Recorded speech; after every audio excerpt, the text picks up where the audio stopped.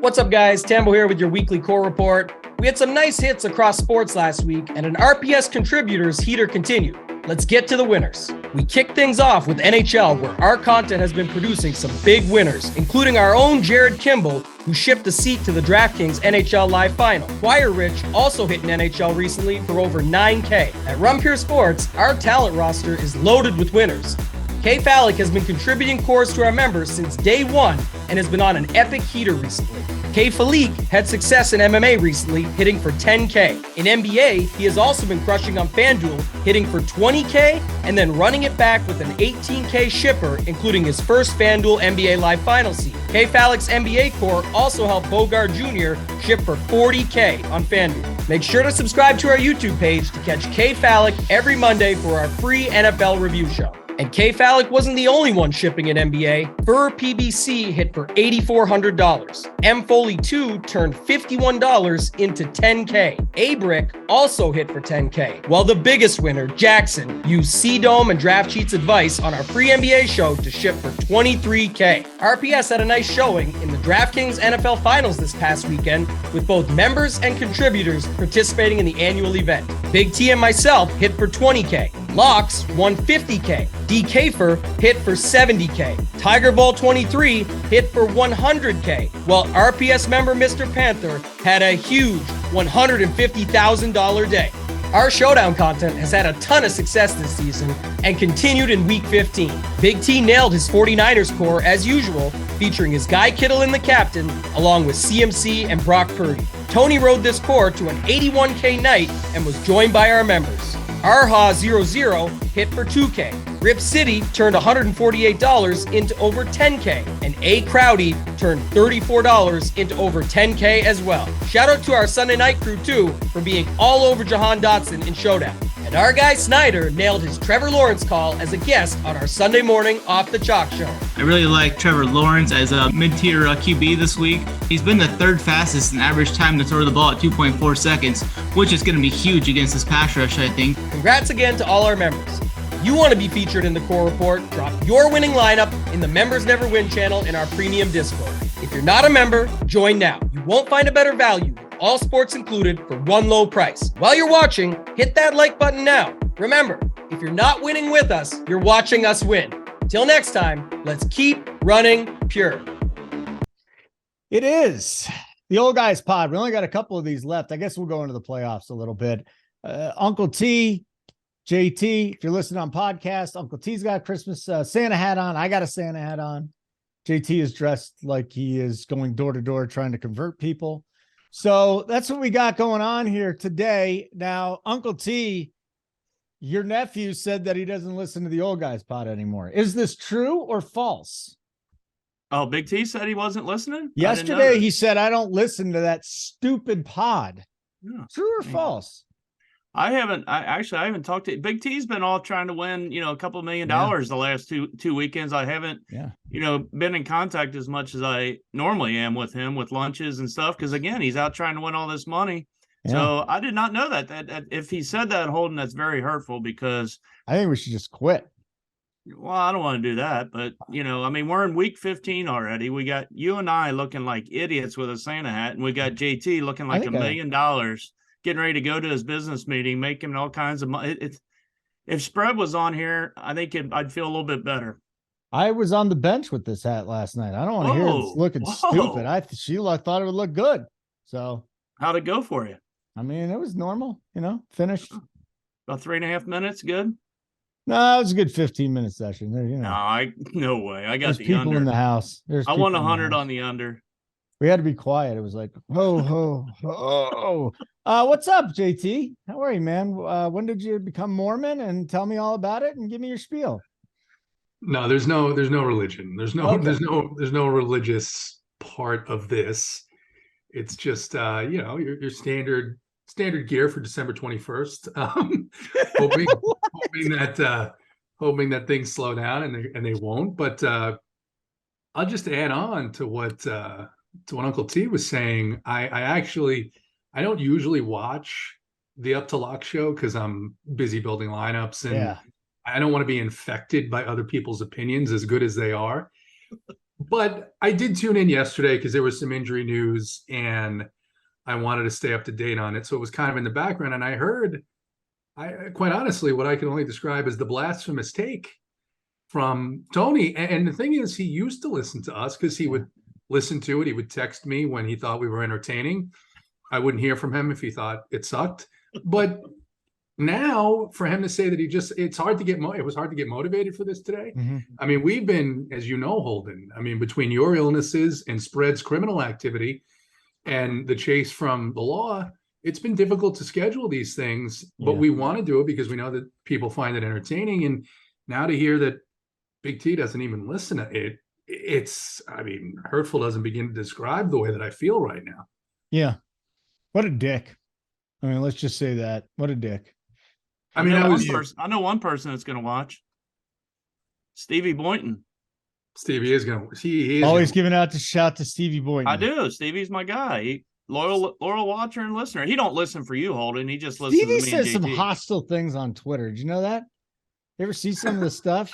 He just rips dudes. It's like, stay out of Stevie's way, man. Stay out of Stevie's way because he will crush your ass. And it will There's not a few be people good. you got to stay away from. Yeah, when you don't want to get on their bad side. Him, DC, Holden, you're not on that list. But DC, I'm not worried about. DC, if you punch him in the face, he'll shut up. Boynton, though, is like this silent but deadly. You know, he's like a fart. He'll just come out, he'll sneak up on you, and then you're done. Like you've got no chance against it. So that's Stevie Boynton for you. And then I got a point about Steve. Yeah, what's up? What's your point? So he listened last week and we were talking about his Friday night tirades. Yeah. And he sent me he must have listened to it Saturday or late Friday night. And he texted me Saturday morning. He's like, man, I had a good one last night. You're right. I do go on these things. So he likes it. Yeah. He was making fun of a college basketball tout that now talks about betting. And he's like, he just ripped them. And I was like, good job, Steve. Good job. Rip people. This is good stuff.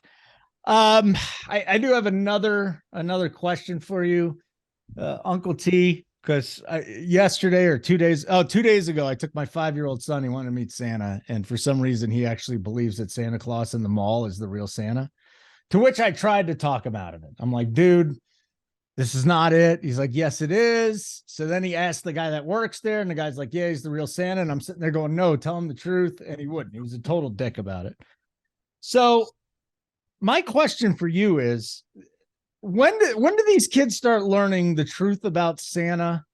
Do you feel bad that you lied to him for so many years about it?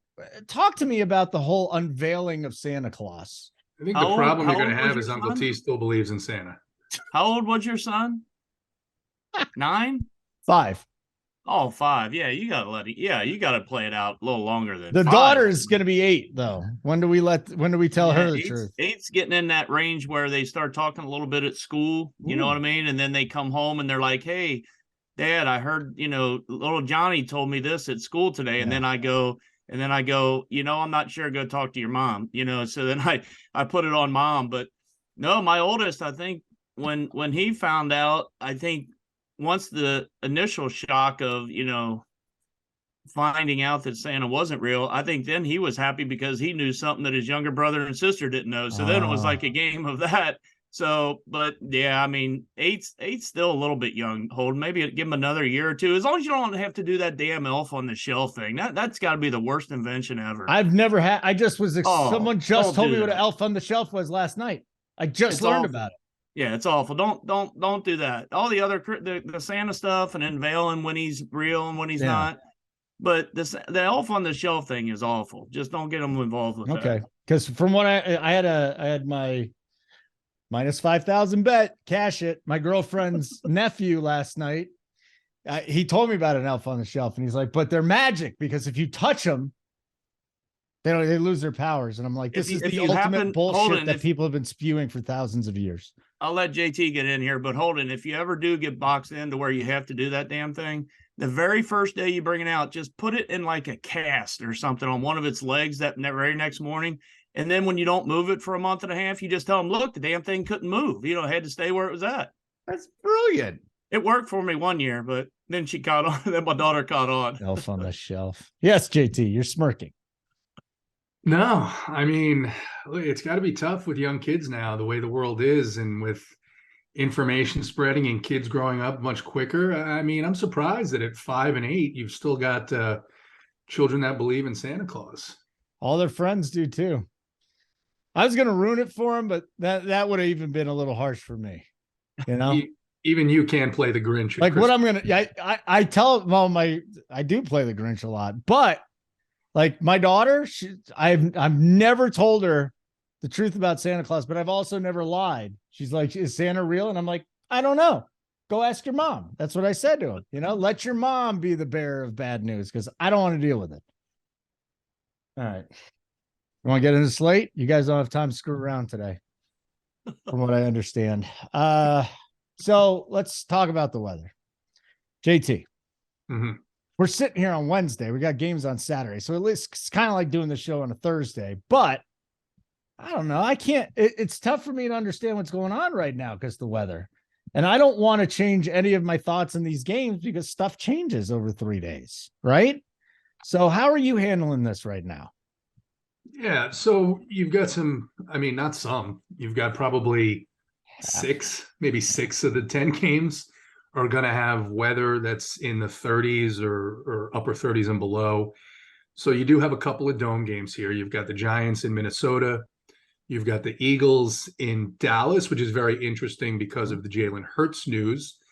And then you have the Commanders in San Francisco, which is just a tough game all around. If you look at pricing, you look at what's going on with the 49ers injury report right now. So, you know, the way that the industry, I think, reacts to this is, and generally the viewpoint is that weather in the upper 30s without wind, it's a slight downgrade, but not a massive downgrade. And the problem that we have is where is the talent on this slate? You've got so many injuries at quarterback. You've got, you know, one of the coldest games, at least projected, is Buffalo in Chicago. And Josh Allen has been priced all the way up. He's not had a ceiling here in a little bit with the way that the offense is operating on all cylinders. Plus, you add in the weather there. So that's like an obvious spot. It was a great spot last week for Jalen Hurts until he ripped his shoulder off his body, thanks to the Phillies coaching staff. But I think the difficult thing, the Phillies coaching staff? Yeah, the Eagles coaching staff. Oh, okay. I thought I seriously thought I missed something where like the Phillies came in and said, "Hey, here's your mechanics."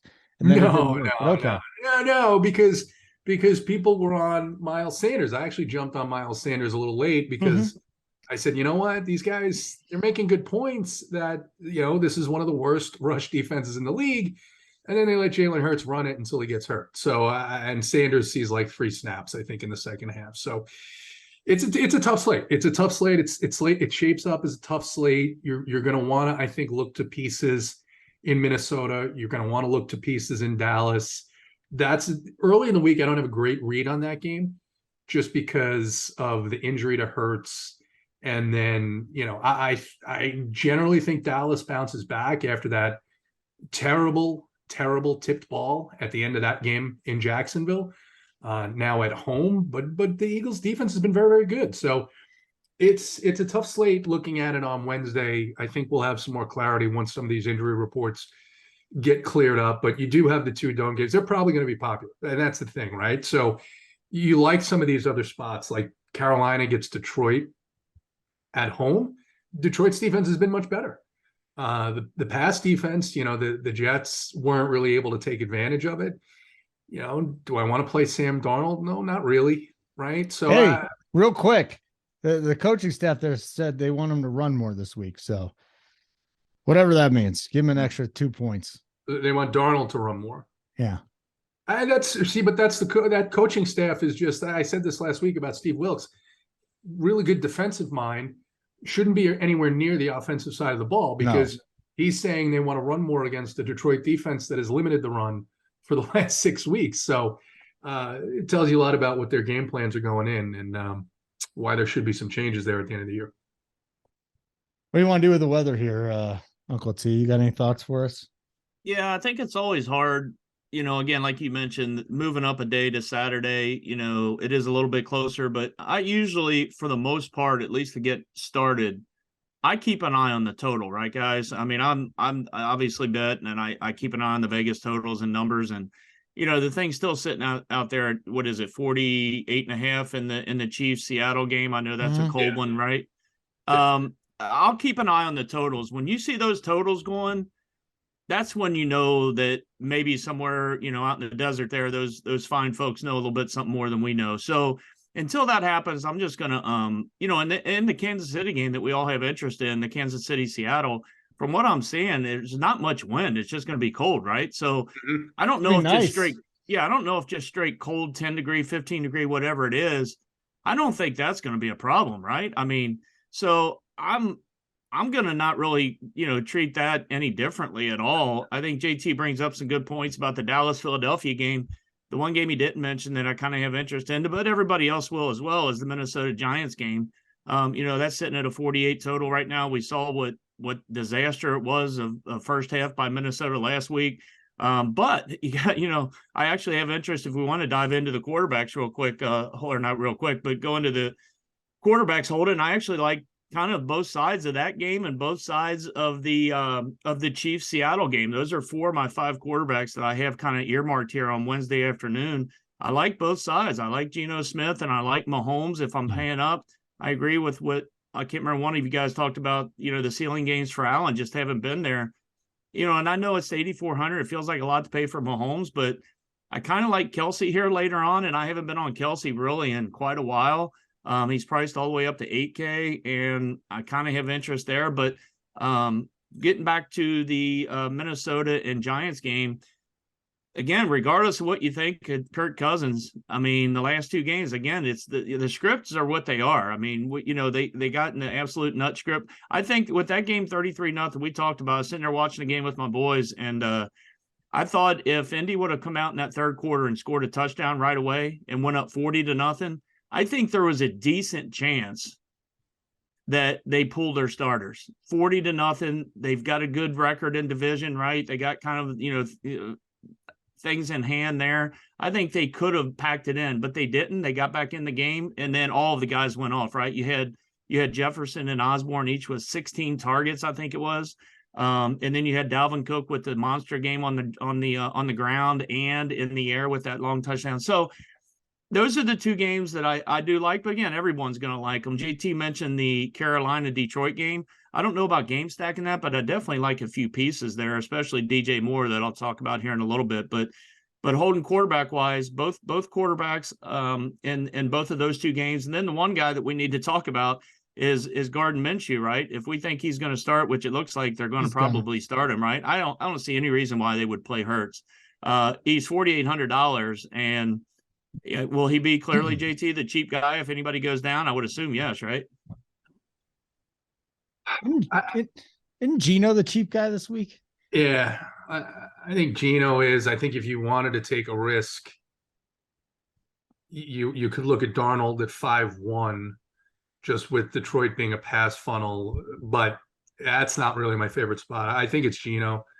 Quarterbacks, in terms of quarterback production against Kansas City, I mean, everybody except the guys on the Texans have been putting up between 25 and 30. It is hurtful that Uncle T didn't listen to me because I mentioned the Minnesota game several times. But I don't want to dwell. I don't want to dwell on pain. I want to dwell on happiness. And so, yeah, Minshew is the guy at 4.8. I think, and that's why I say I don't have a great read on that game, because you look at the pricing. I mean, Dak Prescott 6,100 on DraftKings. You can't really run on Philadelphia, but we've seen them get into shootouts when they've been indoors. And I don't know if Minshew can match it. I mean, the Cowboys defense is also priced down to their lowest price point of the season, 2,600 on DraftKings, facing a backup quarterback. Now, Minshew's been good and serviceable at times. So interesting there. And then Daniel Jones, the other side of the Kirk Cousins matchup. He's 5,600. His receiving core is pretty cheap. We've seen, I mean, of course, the Jonathan Taylor injury sucked on the Saturday slate last week, but you've got some weapons here on this Giants team coming off a couple of down games. So I do think that game has some potential. And I agree with Uncle T that you look at that Seattle, Kansas City game. Now, the Kansas City side is a lot harder. Right. The pricing is harder. The production is harder. You know, is Jerick McKinnon the guy? I mean, it's still tough to trust, even though we've seen it 2 weeks in a row, because that's just not what Andy Reid does. He just hasn't throughout his career. And I got burned. I didn't have any McKinnon last week. So I think that's tough. But yeah, quarterback seems to be, it's going to be 3 or 4 guys. I think it's interesting too about that Kansas City thing. Mahomes is like, it'll be a different wide receiver every week. I wonder if it'll be a different receiver this week, that it isn't McKinnon, that it is somebody else that just pops up. And maybe this is the week Pacheco has a nice McKinnon's one. 5,900. Yeah. Yeah. Holy pretty crap. cheap. I just fell out of my chair and my Santa hat almost came out. 5,900 for Jerick McKinnon. Holy shit. Is that good or bad? I can't imagine paying 5,900 for him. Well, I mean, if he goes up for 35 again, and chasing back-to-back games where he had 17 targets, he caught 15 of them. If you think he's going to keep up at that pace, there's no way JT Hayes likes that play. No way. So here's the thing. You got to adapt to what you're seeing, right? Mm-hmm. I didn't like the play last week, and it was painful. I tend to agree with you, just like I was just saying about Andy Reid throughout his career. But it's working now. Like, if he doesn't, clearly, like, Pacheco could get no run against the Texans. Like, yeah, he was averaging like 6 yards, I guess, because he had a couple of long ones. He had a fumble. But then he had the fumble early in the game, right? And so, I mean, no, I don't like it. I hate it. It's a massive decision on this slate, because if you look at those targets for a guy that's 5,900 against this Seattle defense, which is okay. Yeah. But I mean, he's been the guy. Last week it was 2 guys. It was Kelsey and him. And it's been that way for 2 weeks now. I mean, even in overtime, he was crazy if you don't have one lineup with McKinnon in it. If you're playing, I'm full fading, for the record. No, so if your game stat, if he beats me 3 weeks in a row, he beats me 3 weeks in a row. Right. You talk about adapting, JT. You're right. You're right in your theory and what your thought process is, but man, I don't know. I don't think I can do it. I think I want to pay up at some of these other positions. I don't know that I want to pay 5,900 for McKinnon, but again, I get it. I definitely get it. So, but you have to look. I don't know what I'm doing. Right. Yeah. I hate going back to the touchdown regression. You think it's going to happen, but he clearly doesn't trust any of these other receivers. Like there's a reason why he's getting these targets, and he's making the most of them right now. So, I think, yes, the other side of it is Pete Carroll is going to watch the film from the last 3-4 games of Kansas City, see what they've been doing with McKinnon, maybe make some adjustments there. But I don't know. I mean, it's been one of the, in a very odd NFL season, this has been one of the oddest things to see Jerick McKinnon emerge from that backfield as like the highest scorer on that team 2 weeks in a row. So, just so you know, this has not as much to do with the slate. While Uncle T was talking, I needed to entertain myself. So I went through and I talked about, look at these quarterbacks that we got in week 16. All right. I'll throw Zach Wilson in there because he sucks. Malik Willis, Gardner Minshew, Brock Purdy, Trace McSorley, Sam Darnold, Andy Dalton, Russell Wilson, and Baker Mayfield. Woo! Yeah, and that makes Mahomes and Geno Smith just look absolutely gorgeous. I mean, it's going to look good for us. All right, that's the quarterback position. Hit the like button if you get a chance. Subscribe. That'd be wonderful. 25% off your monthly subscription by using the code HOHOHO25. HOHOHO25. HOHOHO25. Can't believe I needed to help you. Did you say that a little slower, Holden? Ho, ho, ho, 25. Is that good? I like that. Okay. Running back time. Uncle T, we'll go to you first here. Derrick Henry facing, if it's not Jacksonville, his favorite team to face, it would be Houston. He gets that. Do we trust Dalvin Cook this week again? Ramondre, there's not too much up top this week and then there's CMC. He'll be, what is he going to be? Is he getting 20% ownership this week at 8.8 on DK? I'm not so sure. You let me know, but what do you think about paying up? And then what's the pool right now? Yeah, running back's interesting because you got a clear good option here in Derrick Henry. If you look at what he's done and what he's done over his career the last 4, 5, 6 weeks of the year, and then you look at what he's done the last couple of weeks, again against the Chargers in Jacksonville, both teams can't stop the run. 29 fantasy points, 25. And if you go back to the last time he played these guys, he almost put up a 40 burger, 219 yards, 2 touchdowns. So all of the stats, all of the trends as far as Henry are going to point you towards it's a stud play, right? But everybody knows that. So I don't know. It's going to be hard. I usually play 5 or 6 lineups. I'd have a hard time fading the big dog here. 8,600 feels like it's a good price tag.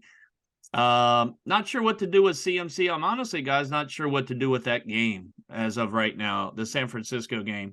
You just got all those injuries with San Francisco, and I don't know. Maybe JT can help when he gets his turn on here, but I don't know what to do with the San Francisco game, to be honest with you. Saquon Barkley at 7,900. It looks like a decent play here against Minnesota, who seem like they're giving up points in bunches these last few games. Dalvin Cook's fine. Again, if you want to kind of play both of those guys in that game, I don't know that I'd play them in the same lineup, but you got a game stack, it'd be an interesting one to play both running backs. I'm not sure if I'd do it or not. Going down a little bit, if Kenneth Walker is a go, I don't know if he's got a questionable tag, right? He'd be a decent run back, maybe. I know we got Lockett that's out. We'll talk about Metcalf here in a little bit, but Walker, decent price tag, 6,400. And then going down a little bit into some value plays. Well, before I get to those, JT, you talked, I think, earlier about the Dallas game and not maybe being able to run on Philly. And you're probably right, but I think the way to move the ball on Philly is definitely on the ground, though, right? At least recently, it feels like anyway, and not as much through the air. I might be wrong on that, but I last week I was on the Dallas passing game, and they did pretty well. But I kind of like both running backs here for Dallas, thinking, if Minshew does start and maybe Philadelphia just punts the game, say Philly or Dallas gets up, couple touchdowns or whatever, maybe they just grind this clock out. And like JT mentioned, Dallas with the $2,600 price tag on the defensive side, I'd have some interest there. So that would be that. And then going down a little bit in the mid range, you got Singletary down there at 5,400. I know Cook's been getting a little bit more work, but Singletary feels like that's a pretty cheap price tag in that game, 5,400. And then the only other guy I'll mention is 5,200. Jamal Williams against Carolina. Again, I may take some pieces of that game. 5,200 feels like it's as cheap as Jamal Williams has been all year, and we know that he gets them touchdowns around. He's been awful the last couple of games too. So you're buying definitely at a low spot here. He's been bad the last 3 games. So that's what I got at running back. All right, what do you think here, JT? Yeah, reference Philadelphia first. That was the way when Jordan Davis was out. He was back, but David Montgomery had a pretty good game. Fields had a decent game on the ground, so kind of makes you interested more in Pollard than Zeke. 7K for the receiving back, and I think pairing him with Prescott is fine at 6,100. Christian McCaffrey, the thing, especially this time of year, and especially after what we've seen as a trend here with a lot of these teams having guys split the running back position, is you're looking for volume. 32 touches last week for Christian McCaffrey. I mean, even in a tough matchup, he's going to get the checkdowns from Purdy if he's healthy, or whoever it is, even more so if there's someone else in the game. So he's going to come, just slightly lower owned than Derrick Henry, who I don't even know how you don't just play in this matchup. I mean, the price did not go up enough, and I don't think there's tremendous value right now. At least there isn't at the running back position. Tremendous value we can trust. We've got J.K. Dobbins at 5,800, who has looked good. He's got a matchup against the Falcons, who have looked anything but. Swift is 5,500. He still got 7 targets last week, so they go against Carolina now. And you mentioned Saquon, and that's the Pollard play. Not sure what to do, like we talked about with Kansas City, and then sure, Kenneth Walker, you can add him into the mix. I think the last couple of weeks, one of the things I've done that's limited me a little bit is try and mess around and guess on some of these running back matchups. A couple weeks ago was Deontay Foreman when Chuba Hubbard was back. That was a mistake. There were just there were just teams where I want to stay away from. So there's probably, it looks right now like there's enough receiver value that I can fit Derrick Henry and Christian McCaffrey and Tony Pollard. So I'm going to play around with those type of lineups and see what happens. Okay, gentlemen, we got a couple of positions to go here and wide receiver, but I do think at running back, it'll be interesting to see, if we do have these weather games that are that bad, which running backs are going to get more work. That's the other thing we need to at least try and cap a little bit, right? So if it's 75-mile-an-hour winds, well, they'll probably run the ball a little bit more. Maybe when you go back to quarterback, maybe Justin Fields is going to run the ball a little bit more, or Allen runs the ball a little bit more. But the one that stands out, that recency bias for several weeks though, and it's mostly due to play calling, in my opinion, after watching this game last week. One of the coldest games of the week is in Cleveland. The Saints are in Cleveland. Alvin Kamara is 6,800. We don't know the status of Mark Ingram, but what the hell are the Saints doing from a play calling perspective? This is, and listen, they won the game against the Falcons. Congratulations. It's such a disgusting division that they're actually still in the mix there. If they'd have lost, they'd been eliminated. But this is one of the wildest things. And nobody's talking about it because the team's boring and they suck. You've got Dalton, you've got Taysom Hill. Taysom Hill is taking snaps and rushes from Alvin Kamara. Like, what? What? I'm with you. What? But Alvin Kamara does not look good. He looks slower right now. Something's going on with him. Maybe it just caught up with him. He looked great 5 weeks ago. Yeah, 5 weeks later, he looked like garbage last week. He did get 21 carries last week, his second highest carry total of the year. I'll give him that. But kind of like Connor. Just, he gets some volume, but at least Connor falls in the end zone. Yeah. All right. Wide receiver time. Justin Jefferson, 9.3. Big drop after that. Diggs, 8.5. Chase, 8.3. Brown, 8.1.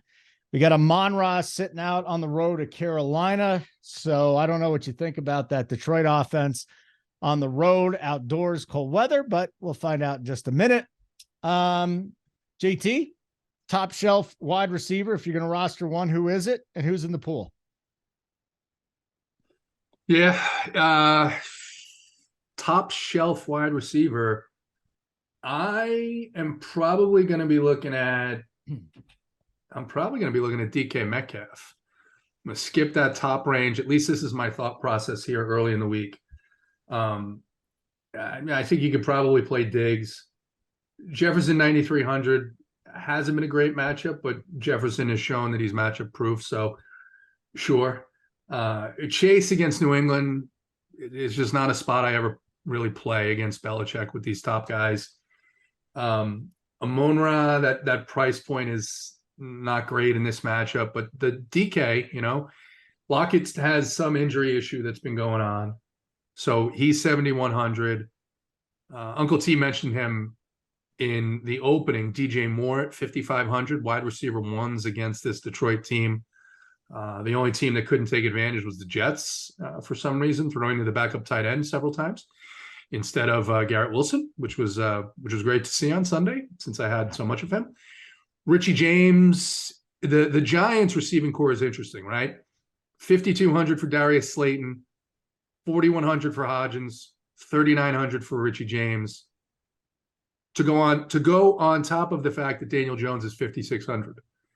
So if we're right, and this is a week where you want to have that certainty at running back with volume guys like Henry, McCaffrey, maybe even Saquon, Pollard, man, that's a stack that, God, you could get everything with that stack. The $2,600 Cowboys defense, that's looking pretty enticing here. So, and like we talked about on the Kansas City side, it's tough to trust any of their individual wide receivers. They're getting between 3 and 5 targets. So you need to absolutely luck out and have one of them get a long ball. but it's just really not happening. So that's kind of where I'm at early in the week. Yeah, I think Marquise Goodwin. I wonder what his ownership does as the week goes on. If everybody's going to be on the KC Seattle game, I like Marquise Goodwin. And that Giants thing's really interesting because we'll be looking at those dome games, right? And Hodgins, just nobody's talking about this guy. Nobody. And you look at what Minnesota's defense has allowed. I mean, 33 points and a half to the Colts. But the two touchdowns, two defensive, right? But still 19 points is a lot. But that takes away that just if the offense, I mean, if it were anyone else but Matt Ryan, they would have given up 60 points. Yeah. Easy on Matt Ryan. It's the holiday season, JT. Be nice. I've always said I love what Matt Ryan did for the Falcons. It's sad to see what's happening to him this season. So yeah, Nick Foles. I should have added Nick Foles to the that's right. list. That's right. How exciting. Yeah, adding Nick Foles and Tyler Huntley. Okay. What do we got here? Uncle Tizay. Anything good for us? Yeah, receiver, JT mentioned a couple of them that I like. I know, Holden, you mentioned Marquise Goodwin all the way at the, towards the bottom end, 4,300. I think I had him earmarked as well. But going up top, I'm kind of along the lines with JT, above 8K. I don't know that I'll go there a whole lot. I mean, Jefferson, you could obviously pay for. He's had over 30 DK points 3 of the last 4 weeks, and he's fine for sure. What will he be, JT? He'll be under 10%, right? For sure. I would think. Stephon Diggs would be the guy. Again, I wasn't, I'm kind of maybe leaning towards Mahomes instead of Allen from a quarterback position, but Stephon Diggs at 85 is definitely probably would be my guy above 8K. But my favorite guy on the board, I do like Lockett or Metcalf will be my number 2 guy on this Wednesday afternoon. But St. Brown is my number 1 guy. I don't mind the $7,800 price tag here, JT. I just think, I like some pieces of this game, and maybe I like it more as we've kind of gone through the the positions. Maybe I like it more than I was leading on, because I just think this could be that game outside of the 3 big totals, right, that people may go to, and I may have a little bit more of it than I initially let on, because I do like St. Brown here at 7,800. He just, like you mentioned, he just gets peppered with targets. So like him, DK Metcalf, I think, is definitely going to be popular, right, with Lockett out. But to be a little different in that game, you could definitely go down. I don't know if it'll be different with Goodwin, but he is 4,300. You can go there.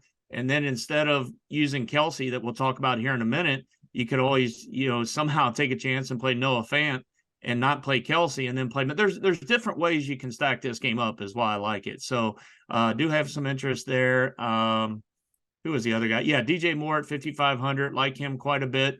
And in that Minnesota Giants game, Darius Slayton, 5,200. He hasn't been great the last couple of weeks, but I do think that's still a cheap price tag. If you didn't want to go down to Richie James and Hodgins, you can go there. And then the one other guy, JT, this is a guy near and dear to your heart. He's been a lot better the last couple of weeks, and he's still cheap. 4,800. Drake London, 23 targets. I know he hasn't gotten in the box the last couple of weeks, but 13 points, 15 and a half DK points, 4,800. If he gets in the box and has that kind of production this week in a decent matchup against Baltimore, not a great one, but a decent matchup. I kind of like that. Again, you got the 37 and a half point total. But again, a lot of these games, if you're trying to pick just, some pieces to fill your lineup, you're not filling your lineup with guys from them big total games. You know what I mean? You're not going to be able to play all chalk. So maybe grabbing a Drake London is a nice value piece. And then down, I don't necessarily love this, but Curtis Samuel, 4,400 against San Francisco, just feels like that's really, really cheap. He's been bad too. I don't like to pick on San Francisco, but it feels like it's a cheap price tag on Curtis Samuel. But Marquise Goodwin would be my guy down there at 4,300.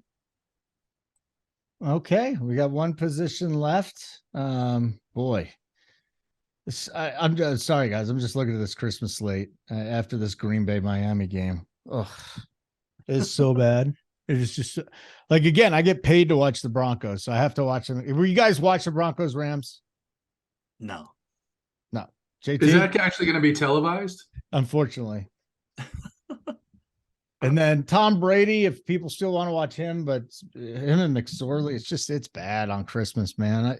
Actually, the early game is, and why am I bitching? I'll be watching 2 of the 3 games. That night game, I can't do it. I just don't give a shit. It is so awful. So awful. Last position, tight end. not awful. Kelsey, 8K, and then a massive drop off. We got Mark Andrews at 5.5 this week, guys. Kittle, 5.3. Want to ask Uncle T, TJ Hawkinson. Okay, he's at 4.9. We got spread out ownership. I think we'll have a lot of Kelsey this week. People may buck the trend and pay up. Hawkinson's getting a ton of work, but he's not getting a ton of production. He's only scored 1 touchdown here. In what, like the last 8 games? What do you think? Market action here with Hawkinson's touchdowns, or is this just a stay away? Yeah, let me talk about Kelsey real quick first, because I do think, like I said, I haven't been on Kelsey very much at all recently. I do think this could be one of them games, though, where Kelsey has, a 2 or 3 touchdown game. He is 8K, which is that his highest total of the year? It's almost his highest price. Yeah, it matches his highest price tag of the year. So it's up there.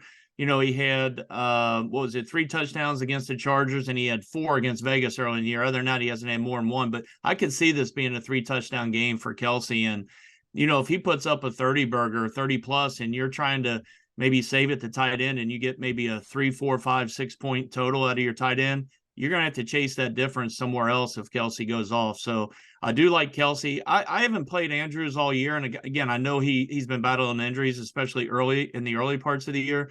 But I'm not going to play Andrews. I can't do it. They haven't been scoring enough for one, and I would rather go down. You talk about Hawkinson now. The reason he hasn't been getting in the end zone, Holden, is because Jefferson gets peppered, and then even more recently, KJ Osborne the last couple of weeks has been pretty decent. So Hawkinson I do like at 4,900 though. So on teams where I don't have Kelsey, Hawkinson is a guy I'd like to spend up for at 4,900 because I do like that game environment. And then going down the board a little bit, one guy in the mid 3Ks I like, Okonkwo. I know he's priced up a little bit from where he's been for us to play the last couple of weeks at 27. I think 3,100.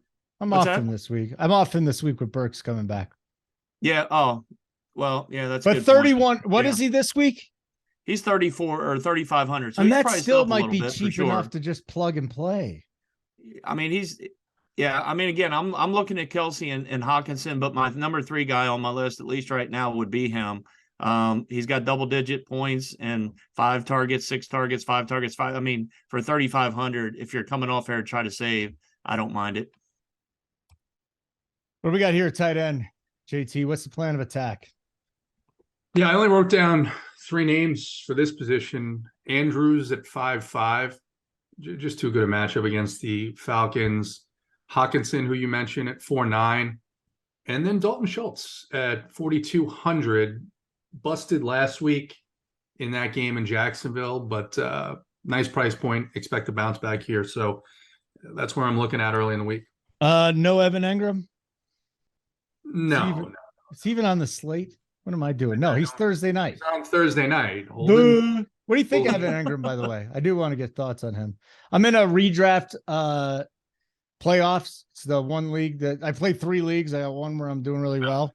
Like, is Engram going to blow up this week?